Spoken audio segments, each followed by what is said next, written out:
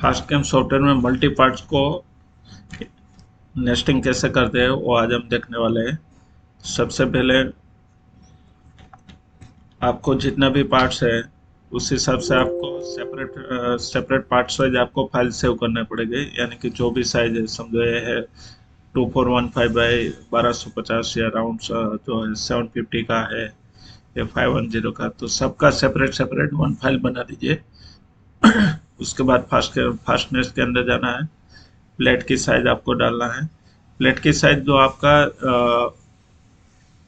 Size हो, समझो 2000 में आपका आ रहा है तो 10 mm जितना मार्जिन रखना पड़ेगा, क्योंकि ऑटोमेटिक हमने पार्ट टू पार्ट एड में डिस्टेंस छोड़ा हुआ है, दो पार्ट्स के बीच में कितना गैप रहेगा।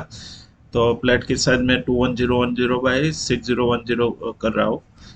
लेंथ में विड्थ डालना है, विड्थ में लेंथ डालना है, उस हिसाब से मैंने डन कर देता हूँ। और जो मैं बता रहा था दो पार्ट्स के बीच का, तो पार्ट टू पार्ट में मैंने अभी 3 mm रखा हुआ है। उसके बाद एंटर कर दिया। अब मैं पार्ट को ऐड कर रहा हूँ। ऐड पार्ट में जाना है। फर्स्ट में पार्ट ऐड कर रहा हूँ वो 1250 बाई 2415 वाला। 1250 बाई 2415 सिलेक्ट किया। एक पार्ट को मैं रोटेट कर दे रहा हूँ।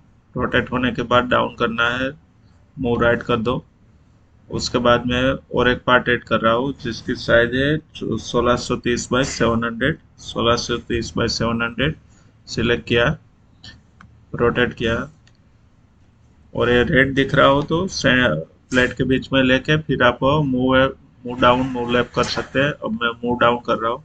अब यहाँ पे दोनों के बीच में ज़्यादा गैप है, तो आपको मूव राइट रखना है या लेफ्ट रखना है वो आपको डिसाइड करना है। मैं अभी राइट साइड कर दे रहा हूँ। उसके बाद में इसमें सर्कल जो है 750 mm का, 750 बाई 750 सर्कल को ऐड कर रहा हूँ। और इसको डायरेक्ट में एरे कर दे रहा हूँ। मुझे इसका 4 पीस चाहिए, तो एरे में जाके 4 पीस एंटर करता हूँ। एंटर किया और वाई फ्लिप कर दिया। अब उसके बाद में यहाँ 1 नंबर का पार्ट्स मुझे 2 पीस चाहिए, तो इसको भी एक एरे कर देता हूँ। यहाँ पे 2 पीस कर दे रहा हूँ। Enter, sorry, Y flip, 2 piece हो चुका है। अब उसके बाद में और एक राउंड है जिसको मैं ऐड कर रहा हूँ, 510 का है। Select, move down.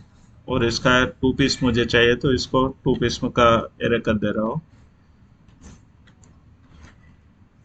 अब यहाँ पे जो पार्ट्स जो प्लेट वेस्टेज जा रहा है, तो उसमें जो मेरा रिक्वायरमेंट है उस हिसाब से मैं पार्ट्स को मैं ऐड कर दे रहा हूँ।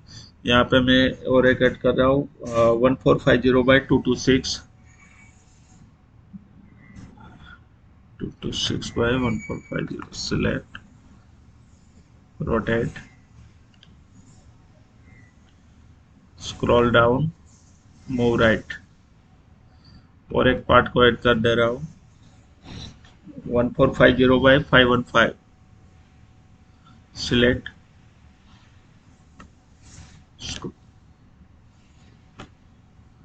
Move down, move right. यहाँ पे आप लेफ्ट रखता है तो लेफ्ट भी रख सकते हैं, राइट रखना है तो राइट भी रख सकते हैं। मैं राइट रख दिया है। और एक पार्ट्स और दो पार्ट्स आ जाएगा, तो उसमें 348 बाई 1450 सिलेक्ट,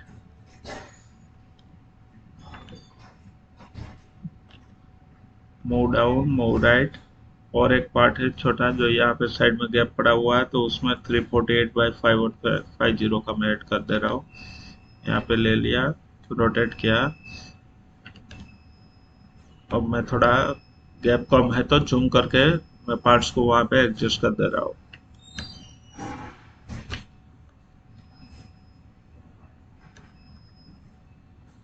ये रेड मार्क दिख रहा है, यानी कि आपका फ्लैट पार्ट के ऊपर पार्ट आ रहा है, तो वो नहीं आना चाहिए।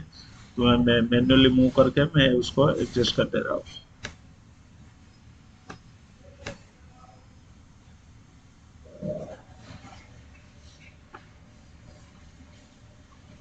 ये ग्रीन मार्क आ गया। टोटल 13 पार्ट्स है। मैं जूम आउट कर रहा हूँ यू ऑटो स्केल से।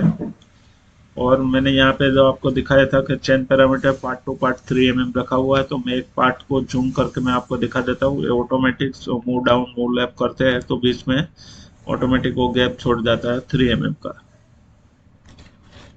और 3 mm की जगह पे आप 2 mm रखना चाहते हो तो रख सकते हैं, लेकिन 5 mm से ज़्यादा थिकनेस होगा तो 1 mm या 2 mm रख सकते हैं। 5 mm से थिकनेस कम है तो 3 mm जितना रखना पड़ेगा, क्योंकि प्लेट पिघल के ही गिर जाता है। अब यहाँ पे ये जो सीक्वेंस है उस हिसाब से कटिंग होने वाला है, तो यहाँ पे आप डायरेक्ट री सीक्वेंस भी कर सकते हैं, उसमें रो स्नैक कर सकते हैं। रो स्नैक किया तो 1 2 3 4 5 6 7 इस तरह से।